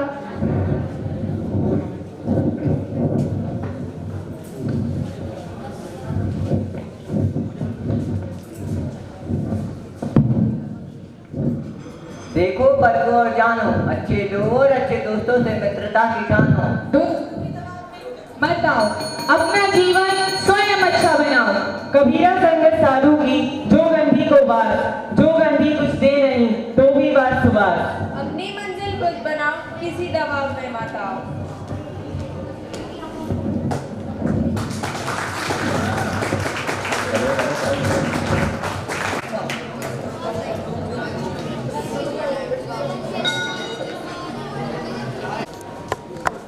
एक गांव था जहाँ गरीबी थी पर सपने भी थे। एक लड़का जो पढ़ाई में निपुण था, माता पिता ने कुर्बानी दी, गुरु ने विश्वास किया, पर साथियों का दबाव उसे राह से भटका दिया। तो चलिए नाटक की प्रस्तुति प्रारंभ करते हैं।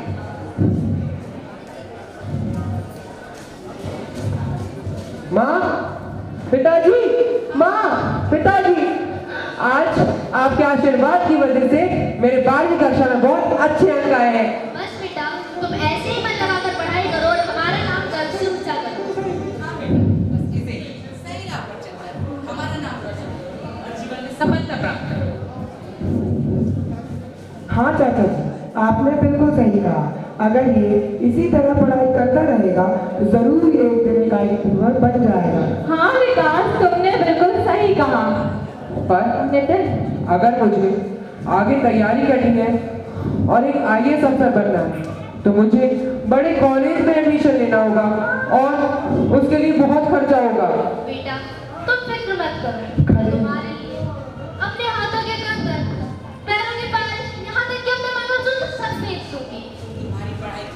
मुझे जो कुछ भी करना होगा मैं वो करूँगा।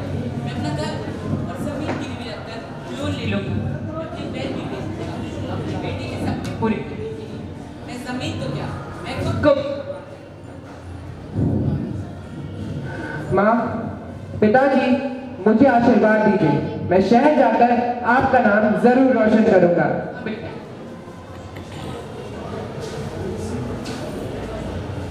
वाह, कितना अच्छा शहर है। मैंने अपने जीवन में नहीं सोचा था कि मुझे इतने बड़े शहर में पढ़ने का अवसर मिलेगा। अरे तो भाइयों, हमारे कॉलेज में नया नमूना आया है। क्या नाम है तेरा? अरे इतनी सारी किताबें क्या है? टॉपर था क्या? ओह, टॉपर थे पर अब नहीं रहोगे। हाँ, क्योंकि अब से तुम हमारे साथ रहोगे। अरे भाइयों, रोहित नाम है इस नमूने का। अरे गाँव के तुम्हें तो पता रहता है।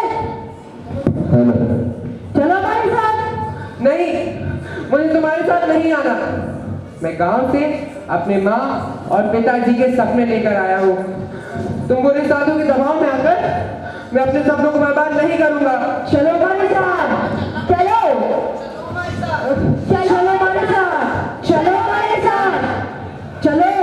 अरे भाइयों, हम चलते हैं। ये क्या है? रुको, ये क्या छोड़ा तुमने? ये एक ऐसी चीज है जिसको मैं कहते हैं टैक्स से फ्री हो जाओगे और दूसरी दुनिया में चले जाओगे। उसने सही कहा। ट्राई करके देखो। चलो चलो हमारे साथ। चलो रोहित, अरे तू ये क्या कर रहा है? तू यार एक अच्छा इंसान बनने आया है। रोहित, विकास सही कह रहा है। क्या बकवास कर रहे हो तुम लोग? मुझे तुम जैसे नमूनों की बात नहीं सुननी। वो मेरे बहुत अच्छे दोस्त हैं। मुझे ज्ञान मत दो, जाओ ऐसे। अरे पालो।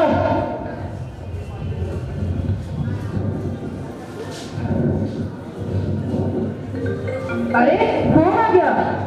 हेलो। बेटा सब ठीक चल रहा है ना? पढ़ाई अच्छी चल रही है ना? अरे किसका फोन है? माँ का। अरे बीच में फोन लगा दिया, रख फोन। क्या माँ, रोज रोज एक ही बात, कैसी पढ़ाई चल रही है, क्या कर रहा है? थक गया हूँ सुन सुनकर। जाओ अपने दोस्त साथ। रोहित मेरी बात सुनो। रोहित, हे भगवान, ये मेरी बेटी की क्या हालत हो गई है? क्या हुआ? किसका फोन था? रोहित का फोन था, उसने ऐसे फोन काट दिया। मेरा जी बहुत घबरा रहा है, कहीं उसे कुछ हो तो नहीं गया? तुम चिंता मत करो, कल ही हम शहर जाके उसके टीचर से मिलते हैं और सारी बात पता करते हैं। आज तो मेरा रिजल्ट था ना? क्या? मैं फेल हो गया। इतना परेशान क्यों हो रहा है? पास हुआ? मैं तो 1 नंबर से पास हो गया।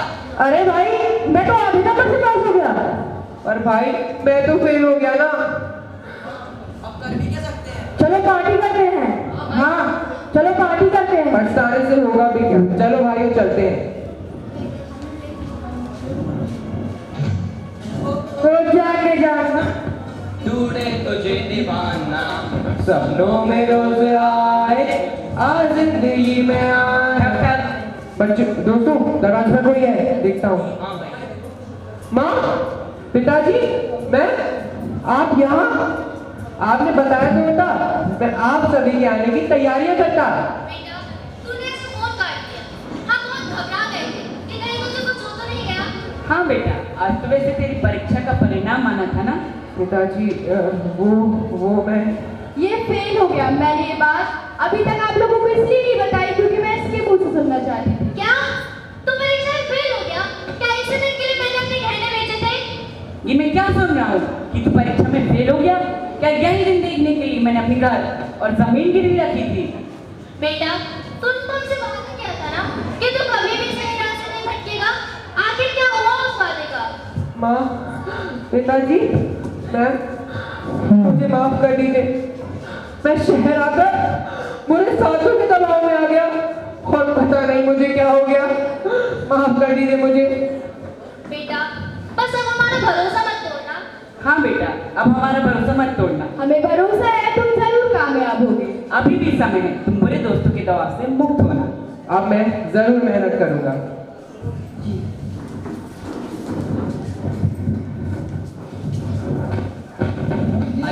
कौन थे? हम लोग तो बिल्कुल डर ही गए थे। हाँ भाई, चलो हम अपनी पार्टी कंटिन्यू रखते हैं। चलते हैं। नहीं खेलना मुझे तुम्हारे साथ। भाई क्यों? मुझे तुम्हारे साथ नहीं रहना। क्यों? तुम मेरे साथों के दबाव में आकर आज मेरी ये हालत हो गई है सिर्फ तुम्हारे कारण। मैंने अपने माँ, पिताजी और शिक्षकों को धोखा दिया है। चले जाओ यहाँ से। अरे चलो भाइयों, चलो।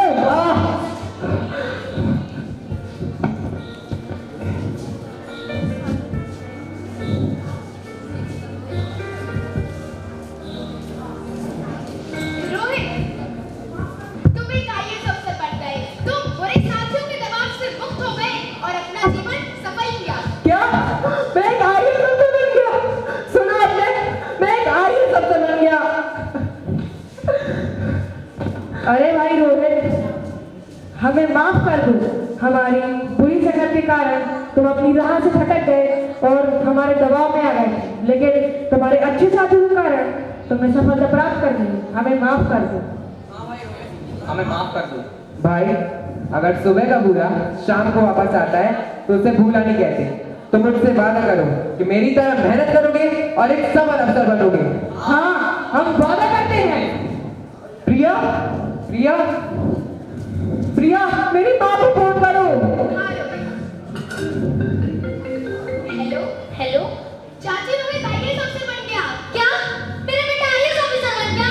रोहित के पापा, क्या हुआ? मेरा बेटा IAS ऑफिसर बन गया। क्या? हमारा बेटा IAS अफसर बन गया। मेरा बेटा IAS हमारा बेटा IAS अफसर बन गया।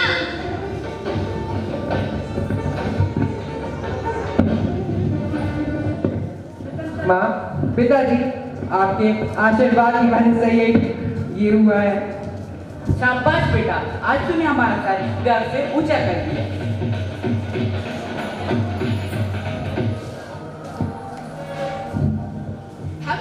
हम सभी प्रतिज्ञा करते हैं अपने जीवन को बुरे साथियों के दबाव से मुक्त करेंगे और सदा अच्छे साथियों की संगत करेंगे और अपने माता पिता और गुरुजनों का सदा आदर करेंगे।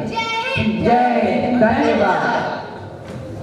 ऐसे भी मित्र होते हैं जो आपको बुराई की तरफ ढकेल सकते हैं। बस इसे ही साथियों का दबाव कहते हैं। तो यहाँ क्या होगा? क्या नाटक होगा? तो नाटक का शीर्षक क्या होगा? तो क्या आज हम सब यहाँ हैं मनोरंजन के लिए या कोई गहरी बात भी सीखेंगे? क्या इस नाटक में हम अपनी आवाज ढूंढ पाएंगे? क्या हम यहाँ कुछ ऐसा सीखेंगे जो हमारे जीवन में भी काम आए? नमस्कार साथियों, आज का हमारा नाटक जिस विषय पर है वह है साथियों का दबाव। जिंदगी का हर मोड़ हमें एक नए फैसले के सामने खड़ा करता है, खास करके विद्यालय और महाविद्यालय के समय जब किसी इंसान की सोच और उसका आत्मविश्वास अभी उतना मजबूत नहीं होता, तब उसके दोस्त और उसके आसपास का माहौल उसके फैसलों पर गहरा प्रभाव डालते हैं। हमारे मित्र कहते हैं कि अगर तू यह नहीं करेगा तो तू हमसे पीछे रह जाएगा।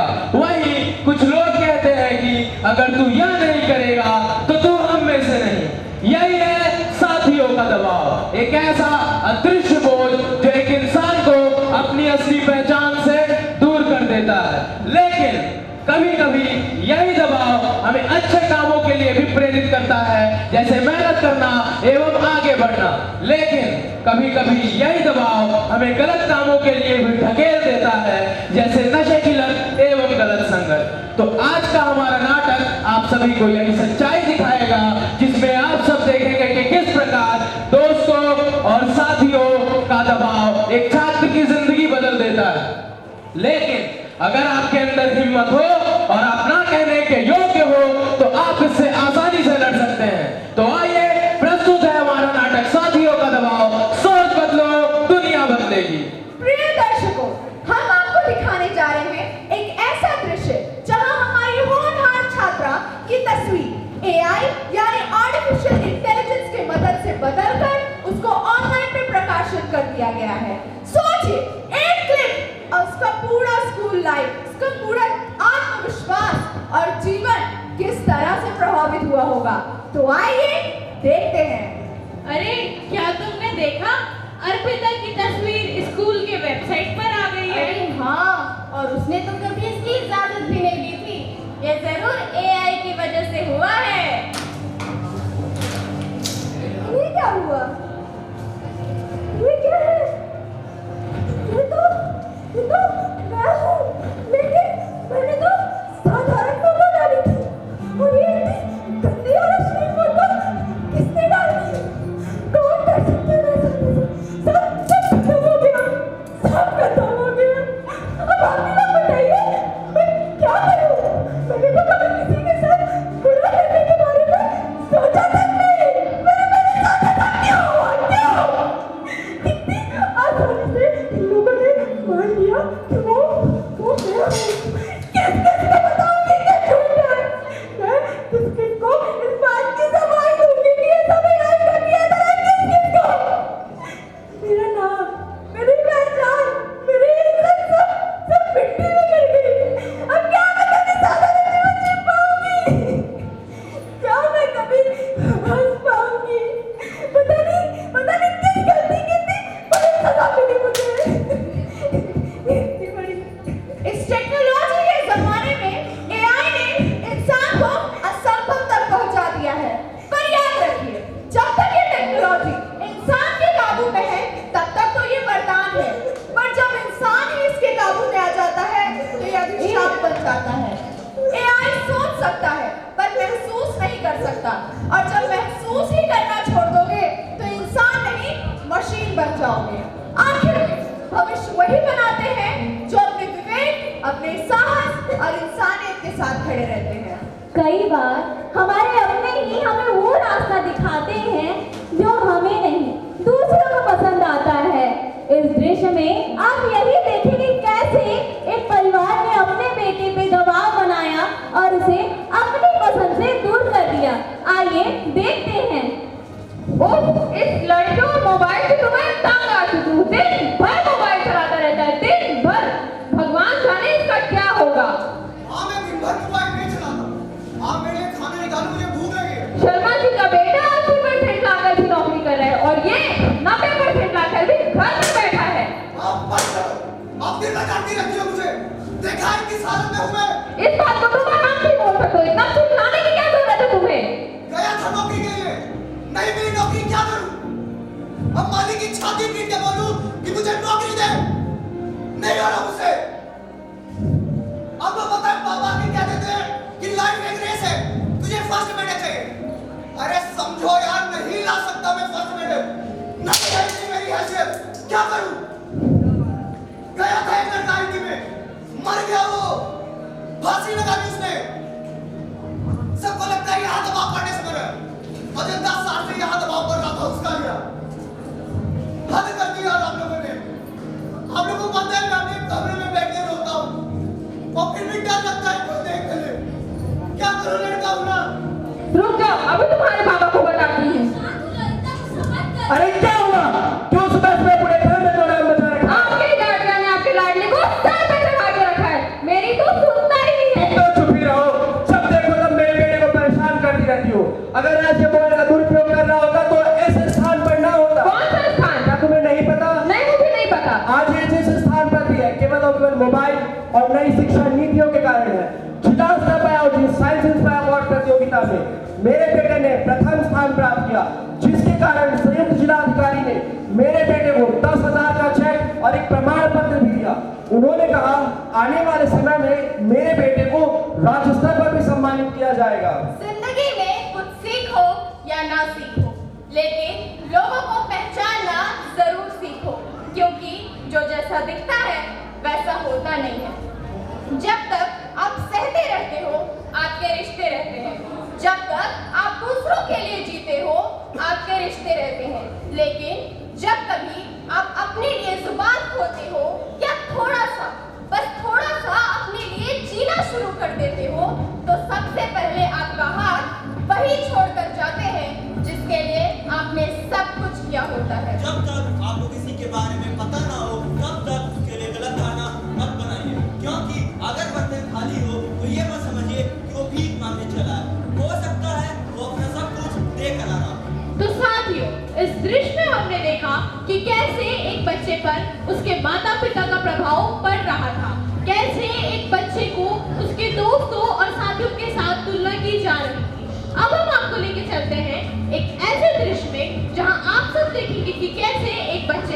उसके दोस्तों द्वारा नशे के लिए मजबूर किया गया। फाइनली गाइस, फेयरवेल खत्म हुआ। अब तो जिंदगी में मजे करे लोग। सही कहा दोस्त, अब ना ही कोई विद्यालय, ना ही कोई विद्यालय पोशाक, ना ही किसी शिक्षक की डांट, मतलब पूरी छूट। तुम लोगों के लिए इस छूट का मतलब है ना ही कोई नियम, ना ही कोई कानून। तो क्या? देखो यार, छूट तो मिल गई, लेकिन महाविद्यालय में अटेंडेंस और भी मुश्किल होती है। अरे रिया जी, वहाँ जाके अटेंडेंस कौन लगाता है? वहाँ पे तो असली मजे स्टार्ट होते हैं। ये दोस्तों, विदाई समारोह भी कितना साधारण था। सब आके भाषण दे रहे थे, रो रहे थे। कुछ तो खास होना चाहिए था।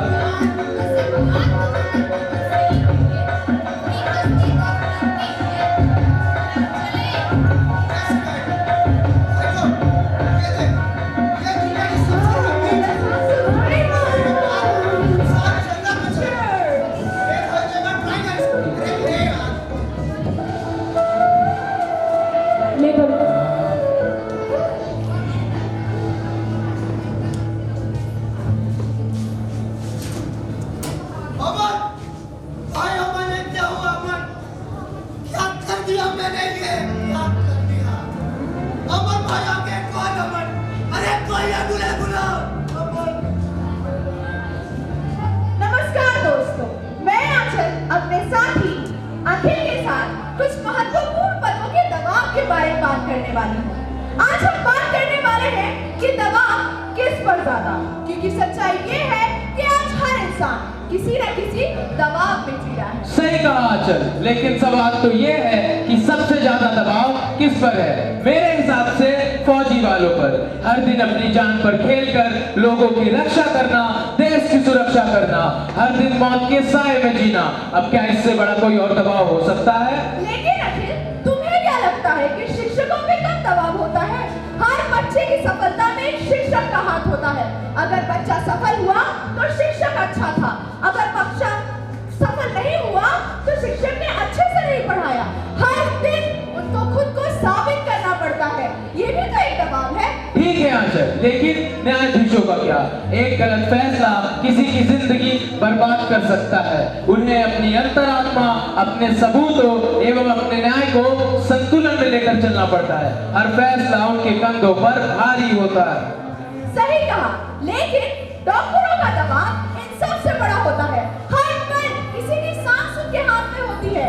एक छोटी सी भूल किसी की जिंदगी को ले सकती है, तो हर वक्त वो परफेक्ट रहने के बोझ में जीते हैं। ठीक है आंचल, क्यों न इस चर्चा को हम यही खत्म करके ये जान लें कि आज के जमाने में हर पेशे में दबाव है, चाहे वो फौजी हो, शिक्षक हो, डॉक्टर हो या न्यायाधीश हो। तो आज आपने देखा कि किस तरह माता पिता की बातों का असर एक बच्चे के मन पे पड़ता है और कैसे एआई के गलत इस्तेमाल ने एक छात्रा की जिंदगी को हिला दिया और कैसे नशे की लत ने युवाओं के सपने को खत्म कर दिया। ठीक इसी प्रकार एक शिक्षक है जो हर दिन अपने बच्चों के भविष्य को संवारने की कोशिश करता है। घर की परेशानियां, समाज का दबाव, स्कूल की जिम्मेदारियों के बावजूद वो हर दिन मुस्कुराकर अपने विद्यार्थियों को रोशनी दिखाता है। यही है हमारे नाटक का संदेश। बदलाव किसी और से नहीं होगा, बदलाव हमसे शुरू होगा। धन्यवाद।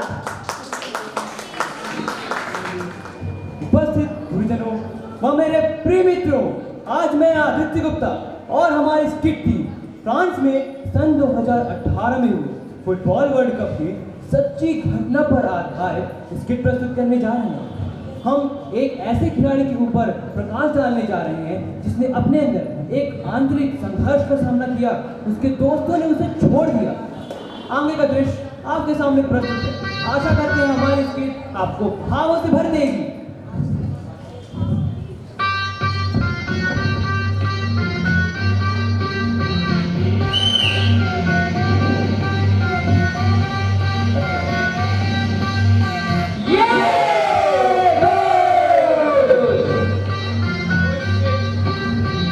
Bagi-bagi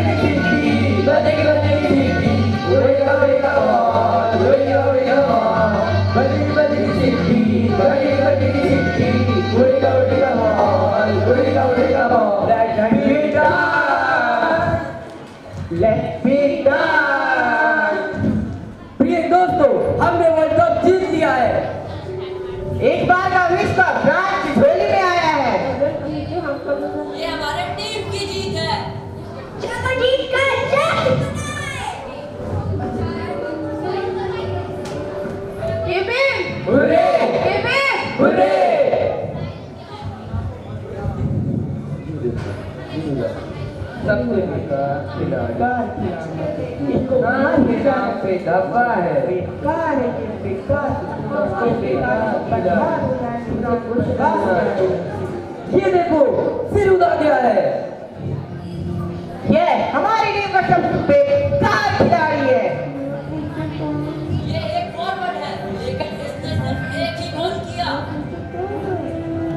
अगर इसकी जगह कोई और होता तो हम 2 वर्ल्ड कप जीत चुके होते। तुम कोच के चहेते हो इसलिए तुम इस टीम में हो। इस खेल में तो तुमने कितने मौके गवाए, लोग अब तुम्हें हूट कर रहे हैं।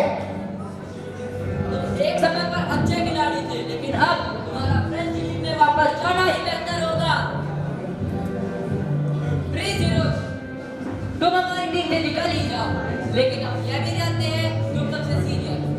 अब समय है अपने बूट उतारने और इस बार टीम को छोड़ के जाने का। हमें तुम्हारी बिल्कुल भी जरूरत नहीं। तुम हमारी टीम के लिए भी शाम हो लेकिन यह भी जानते हैं वो उसमें प्यार करता है। क्या तुम सबने बोल दिया? अपनी सारी पढ़ाई मुझ पर निकाल दी। मैं मर जाऊंगा बस मेरा देश आजाद हो। हमें दोस्त मत दो फ्री, ये हमारी शिकायत नहीं पूरे देश की शिकायत है। अगर तुम्हें विश्वास है तुम सोशल मीडिया का पोस्ट पढ़ लो, जब चाहे तो टीम से हट जाओ। हम राष्ट्रपति से मिलने जा रहे हैं क्योंकि हमने वर्ल्ड कप जीता है। तुम्हें भी मेडल मिलेगा लेकिन तुम उसके हकदार बिल्कुल भी नहीं हो। चलो इसे छोड़ोगी, इसे रोने मरने दो। यह साले इसी लायक है। इस साले को तो मर ही जाना चाहिए। जीरो हट जाओ, जीरो हट जाओ, जीरो हट जाओ, जीरो हट जाओ। चलो अभी नहीं छोड़ो भी, आओ अपने जीत का जश्न जारी रखते हैं। फ्रांस समर है, फ्रांस समर है, फ्रांस समर है, फ्रांस समर है, फ्रांस समर है। मर जाओ, मर जाओ। तुम एक बेकार खिलाड़ी हो, बेकार खिलाड़ी हो। तुम्हारा मर जाना ही बेहतर होगा, तुम्हारा मर जाना ही बेहतर होगा। मर जाओ, मर जाओ।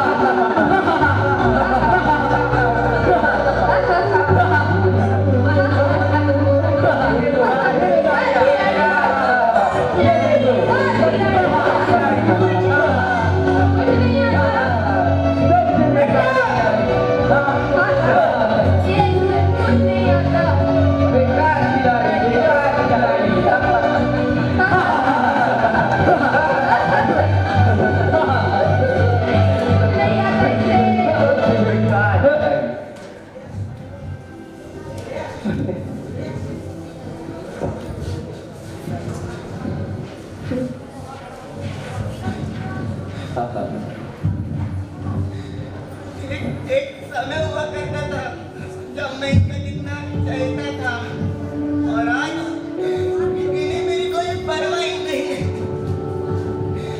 ये चाहते हैं कि मैं मर जाऊं और मेरा तो मर ही जाना ठीक है। आज सिर्फ इनकी खुशी के खातिर मैं मर जाऊंगा और मेरा मर ही जाना ठीक है। बोल तो रहा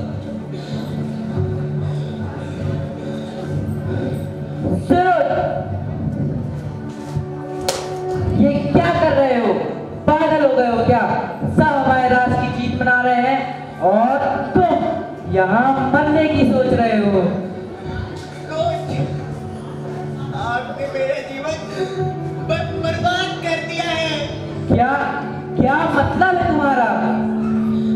आपने मुझे कहा था कि तुम कोई भी गोल मत करना, इसलिए मैंने वैसा ही किया। इसमें आपका क्या मतलब था?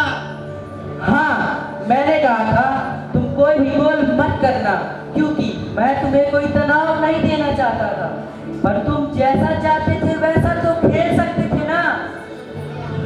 अब सब मुझसे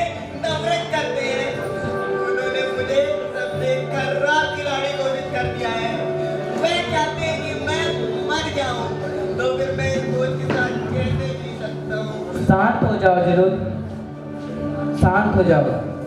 आओ यहाँ बैठो और आराम करो। समय आने पर तुम्हें सारे जवाब मिलेंगे।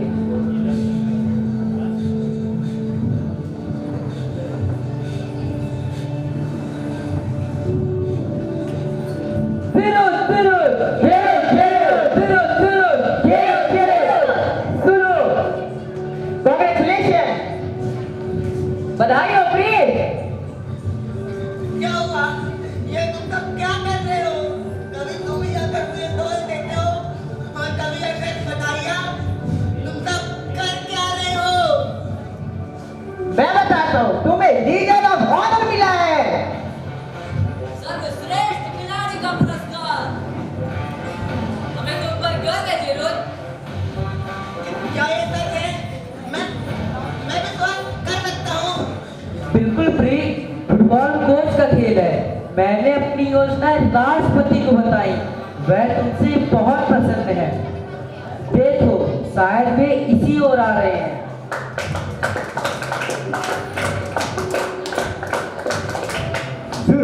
हमें तुम पर गर्व। कोच ने मुझे तुम्हारी भूमिका बताई और मैं यह भी जानता हूँ कि तुम सब ने विरुद्ध की आलोचना की, परंतु तुम उसके मिशन के उद्देश्य को नहीं समझ पाए। हम दूसरों को अपने मानक से आंकते हैं, परंतु इस जीवन में हर व्यक्ति की अपनी अलग अलग भूमिका होती है। कृपया इसे समझें। आदरणीय राष्ट्रपति जी, मेरे साथियों ने मुझे मेरे खेल को छोड़ने के लिए कहा। मैं उन्हें कैसे माफ कर सकता हूँ? अरे चिंता मत करो जरूर, मैं तुम्हें समझता हूँ, तुम्हारा कोच तुम्हें समझता है और हम सबसे अधिक हमारा सृजनकर्ता ईश्वर में समझता है। अपने पिताश्री की इच्छा पूरी करो, सब ठीक हो जाएगा। हमें माफ कर दो फिरोज। हमने बिना चर्चा तुम्हारी आलोचना की जरूर। हमें माफ करो अच्छे मित्र। हमने जीवन का पाठ सीख लिया जेरोद। हम सब गलतियां करते हैं, लेकिन हमारा जीवन मेल मिलाप के उत्सव के लिए है। क्या तुम अपने दोस्तों से प्यार करते हो जरूर? हाँ, मैं सिर्फ मेल में प्यार करता हूँ और इन्हें अवश्य माफ करूँगा। मैं अपनी टीम के लिए हूँ, मैं अपने देश के लिए हूँ और मैं अपने पिता के लिए हूँ। क्या हम जैसे जारी रखें? बिल्कुल। फ्रांस अमर रहे, फ्रांस अमर रहे, फ्रांस अमर रहे, फ्रांस अमर रहे। अब जाओ भी प्रिय, हमारे विश्व कप की ट्रॉफी पे लेके आओ।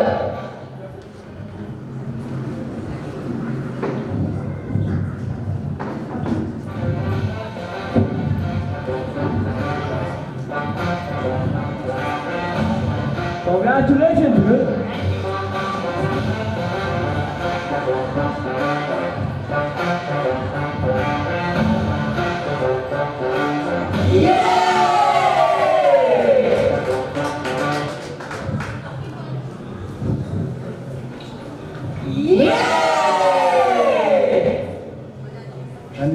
धन्यवाद।